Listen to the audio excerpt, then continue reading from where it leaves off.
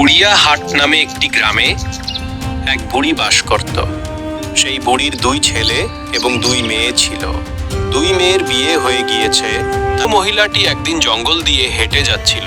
কিছু দূর যাওয়ার পরে সে দেখতে পেল একটা অসুস্থ মুরগি বসে আছে।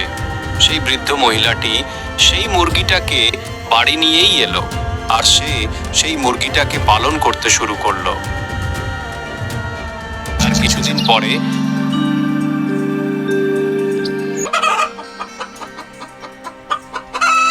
সেই মুরগিটা ডিম দিতে শুরু করলো,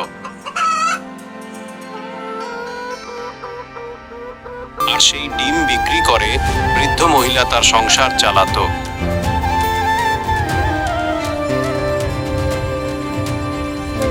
একদিন সেই বৃদ্ধ মহিলাটি রাতের বেলা মুরগিটা ঘরে ভিতরে তুলতে ভুলে গেল, আর মাঝরাতে সময় একটা শিয়াল এসে সেই মুরগিটাকে নিয়ে গেল। সকালবেলা বৃদ্ধ মহিলাটি উঠে আর দেখলো তার মুরগিটাই নয়, তার শেষ সম্বল ছিল সেই মুরগিটা।